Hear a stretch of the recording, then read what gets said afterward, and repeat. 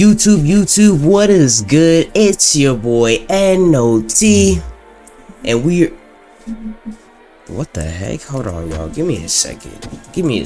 Bro. Alright, let's try that again. YouTube, what is good? It's your boy NOT, and we are here with a video from Swish Outs. Now, so far this NBA season has been pretty interesting. You know, we've had some changes. The Brooklyn Nets, making some changes. Kyrie Irving currently sitting out right now. I believe he should be coming back very soon. From the whole, anti-Semitic post that he made, and the league punished him, suspended him for a certain amount of games. He still is suspended for a certain amount of time. My Clippers, Kawhi Leonard, I'm telling you, bro, Kawhi Leonard, you're not number one anymore, bro. Let's be honest, let's be quite frank. Paul George is number one, and he's been number one. For one, he's consistent. For two, even though he's dealt with injuries, he's not injury prone as Kawhi Leonard. And Kawhi Leonard, he just sits out for an excessive amount of time. The Warriors, one of the worst teams in the league right now, so times are crazy. Times are crazy out here. Lakers, I don't even know what I know the Lakers record is like bad, but how bad is their record? I haven't been keeping up with the NBA like that ever since I really, stopped doing NBA highlights on my other channel. So we are here with a video from Swish Out. This is probably, this is the first time I'm reacting to a video from Swish Out. We got to turn on those post notifications to all because, that's just what I like to do. But this video is titled, "This is becoming the strangest free agency in NBA history." Now, I don't know what this video, I don't think he'd be talking about the previous one, or he's talking about the one that's supposed to be upcoming next season. Hey, we'll have to see. But 33,000 views in 2 hours, man. It's gotta be good. It's gotta be good. Let's see what this is talking about. Shoot, they already talking about my Clippers. All right. With them. Well, they traded for Paul George tonight, and they are sending to Oklahoma City essentially a record collection of draft picks, 4 first-round picks, 4 unprotected future first-round picks, a protected future first-round pick, 2 pick swaps, and outstanding rookie point guard Shai Gilgeous-Alexander, Danilo Gallinari for Paul George. The 2019 NBA if they would have kept Shai, oh my goodness, to be one of the craziest, figured out a way to keep Shai. And how it actually panned out, going on 4 years later, is a great representation of that. These are some of the free agents we had entering that wild summer. Still one of the craziest I've ever seen. Not even to mention the draft, where we got Zion, Ja, Darius, 3 players that are all instrumental pieces to the new parity we have in the NBA today. We call LeBron the GM, which to me is always so fitting. And even his all-star game teams represent that, ironically enough. Literally his whole 2018 starting lineup in the all-star game found different teams that following offseason, and 3 of his reserves. That's insane. Now looking back at this crazy time in the NBA world, which, bro, is this HD? This is HD. What's wrong with the quality? Why does it seem so blurry? Long ago though, it feels like it. It's Swish Out. What we doing over here? This free agency turned for a select few of teams, but most importantly, how disastrous it turned for the majority of them. The harder I think about it, the worse it gets. I don't understand it.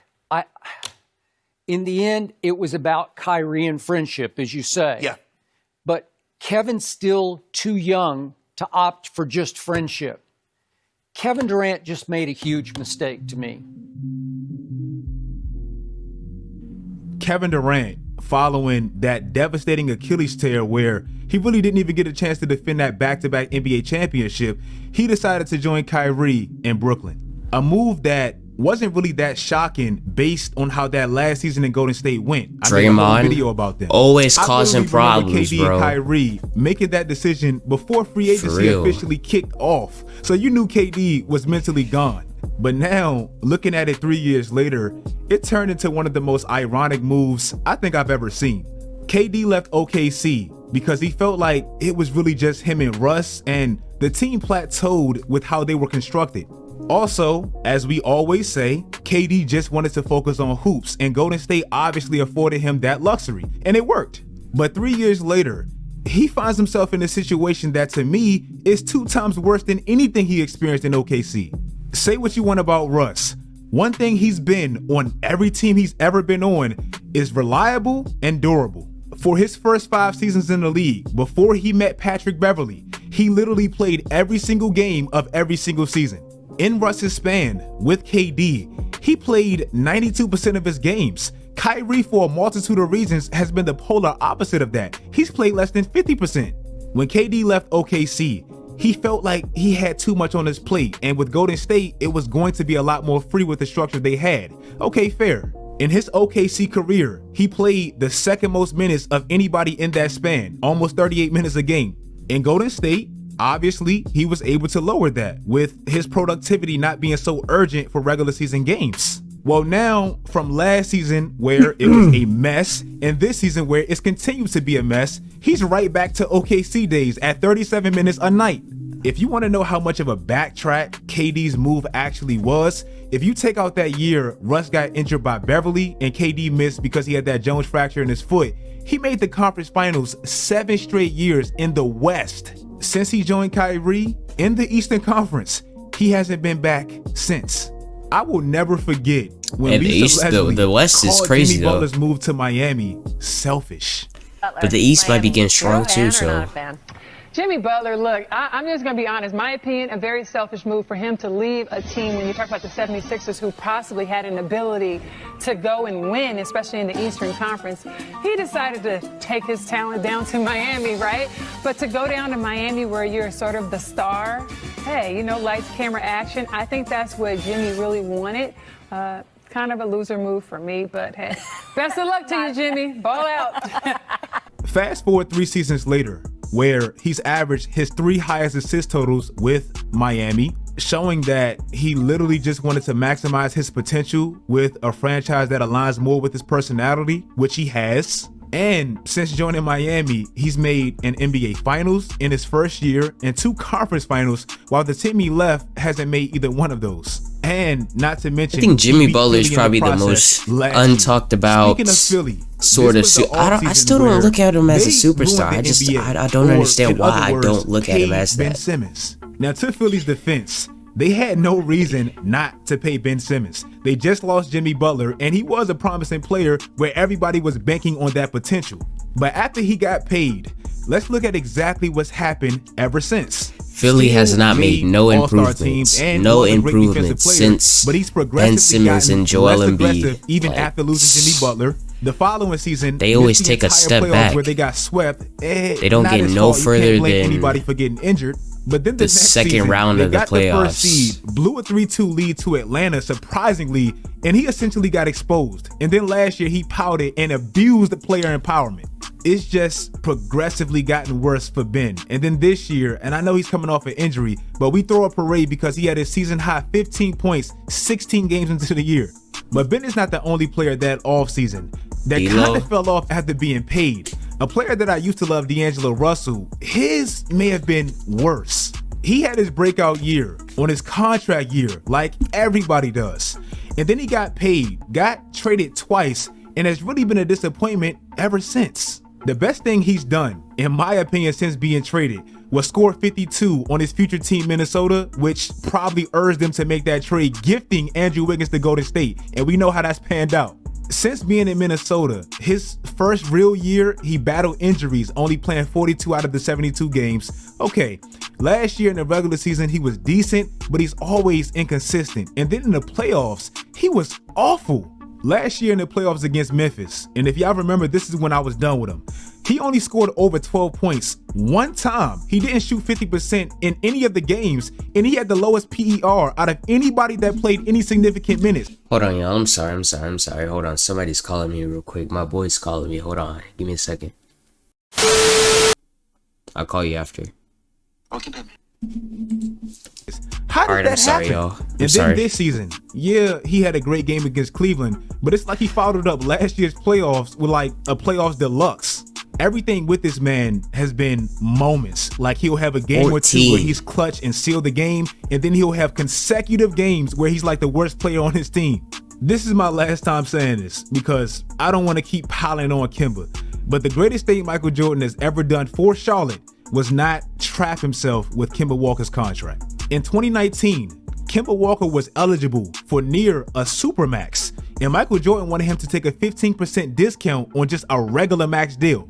Fast forward 3 years later, the player Kemba Walker was essentially replaced with Terry Rozier. He's been solid, and unfortunately, injuries, it has Kemba Walker out the league. Not better than Kemba, but injuries, man. Injuries killed him. One of the great defensive Can I teams ask of all you a time. question Let me about just Paul say real quick, George? yes, but that's the best defensive twosome since Jordan and Pippen. I'm talking about Leonard. Paul George said he was The Clippers. A disappointment. Funny ass Clippers. That offseason, they traded away 5 first-round picks, 2 first-round swaps, essentially for Paul George and Kawhi. I don't know why people leave out the Kawhi because obviously it was for them both. And so far for the Clippers, I don't care what any Clippers fans say about them making their first Western Conference Finals appearance without Kawhi even playing. What does that even mean? It's been a massive disappointment. Out of the 242 games that they could have played, they've only played 83 games together. That's almost a third of the games. And the Kawhi's always hurt. To them getting So Kawhi and Paul hurt. George. They made 2. You see, this is the thing I don't understand about Kawhi Leonard, especially this season. Bro, they say he's load managing. Bro's played 1 game. How is that load management? Load management, and I might be right, I might be wrong, but my perception of load management is when you play a certain amount of games, meaning more than 1 game, and you sit out for maybe a game or 2, or mostly should be a game, but you sit out for a game to let your body rest and reset for the next couple of games. Bro, Kawhi's not load managing nothing. He's already recovered from his torn ACL. He only played, how many games did he play? He just came back. So he's played probably 3-4 games this whole entire season so far. But back to what I was saying, in the preseason he played like 1 game against the Trailblazers, and then most recently, before leaving again, I believe he played 1 more game in the season, like in the first week, and then he's out for load management. Like, what are you load managing? You only played 2 games. Literally, you're not load managing nothing. Like, he's a fraud. He's stealing money. He is stealing money. I'm so angry. Kawhi Leonard is supposed to be out there giving us consistent numbers, but he can't even stay out on the court for 2 games. You came here for a reason, man. Make something happen, bro. It pisses me off. It pisses me off. Kawhi, get out there and play. What are you sitting out there for? And then he expects in the playoffs for us to just all of a sudden, when he comes back and he's preparing for the playoffs, or he's in the playoffs and we start playing the playoffs, bro, it takes team chemistry to win in the playoffs. You can't build team chemistry when you're load managing every 1 of 5 games, 1 of 10 games. Gosh. Playoffs and won 57% of their games. Well, since getting Jordan and Pippen 2.0, they've won 61% of their games and made 2 out of 3 playoffs. Nobody was thinking about the playoffs when they made this move. It was championship or bust, and they haven't come close. Okay, we understand they gave away 5 first-round picks and 2 swaps. It was a haul. Okay, yeah, we understand that. Cool. Take the picks out of it. If you just look at the 2 players they traded, Shea and Danilo Gallinari, literally, those 2, they've scored more total points combined than Paul George and Kawhi in that same span since being traded. And they both battled injuries just like Kawhi and PG. And Danilo Gallinari's out right now for the season. This trade is because he has a torn ACL for the Celtics. I still believe in the Clippers if he plays. But that's always the caveat with this man. If he plays. Exactly. That offseason, the Lakers kicked off like the new duo trend. Bro, let's not even see the Lakers. And even though they're struggling right now, and the Pelicans can possibly get Wembanyama simply off this one trade alone, I'll never be able to say anything truly bad about this one. If the Lakers play and the Lakers are playing really bad right now, or last time I checked they were like 2-10. So if they do this throughout the whole season, what you're telling me is the pick that they traded for Anthony Davis is gonna be Victor Wembanyama, who's gonna join Zion Williamson and Brandon and the already team that is a playoff contender. Yo, the Lakers, y'all don't messed up, man. Y'all messed up big time. Rob Pelinka and LeBron, they messed this up after getting Anthony Davis. Literally In what their I first said. 2 seasons together, LeBron and AD won 75% of their games while they played, and they won an NBA championship. It sucks that we couldn't see that duo's full potential, but the trade itself wasn't dumb. The greedy shit they did afterwards was the dumb part. And lastly, Klay Thompson. They paid this man a gigantic salary, even after he tore his ACL in the finals. Clearly, this contract was like back pay for everything Klay gave this franchise prior to that injury, and that was very respectable to me. Before Klay tore his ACL, he played the second most games since entering the league, and if you add the playoffs, he played the most. Hey, bro, I still say give him some time, man. He's still coming back from a torn Achilles, a torn ACL. Give him some more time, man. You know, currently right now, the Warriors are struggling, man. I believe they're like, last time I checked, they were like 8th in the West. They went from being champions to 8th. Like, that is bad, man. That is bad. All because of Draymond Green. I blame Draymond Green 110%. It is your fault, Draymond. You shouldn't have punched Jordan Poole, man. That was the nail in the coffin. That's the reason why KD left.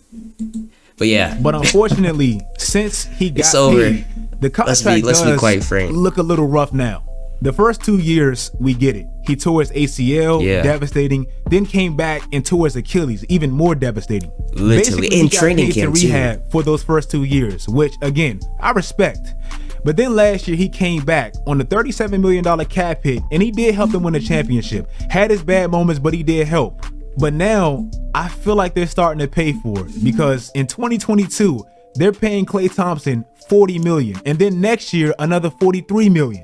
Imagine if Klay made around half that, like Andrew Wiggins, who's actually better than him. I feel like 1, they could keep that big 3 together if they so pleased, and 2, they could fill out that roster a little better instead of paying Steph and Klay almost $100 million when only one of them is really worth it. Again, respect it, and Klay definitely earned it in his prime, but they're definitely feeling it now. If you guys like this video, make sure you guys follow my social media sites, turn on post notifications, do all that great stuff, guys, and until next time, as always. Hey, man.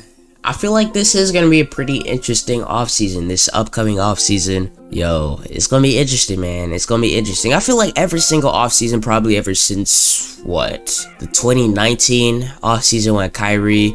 Yeah, it was the 2018 when Kyrie joined the Celtics. Once all that happened and Isaiah Thomas, I feel like every single offseason since then has been pretty interesting in terms of a bunch of stars moving around and, you know, all that and all this and all this, that in the 5th and the 68th and all that. But yeah, it's been a pretty interesting season, man. A pretty interesting season. I thought the Warriors, you know, they were going to be top once again. But, you know, it is like game 20, not 20, like game 15, around that area. It's in the teens, but yeah, still early in the season, you know, kind of like the Boston Celtics, man. The Warriors could play bad, and then all of a sudden mid-season, you know, all-star break, shoot up. Yes sir, man. But hey, that's gonna go ahead and conclude this 2-in-1. This is NOT signing off, man. Love you guys, peace. We might come out with a video tomorrow. Yes sir, man. I'm glad to be back posting. Let's get it.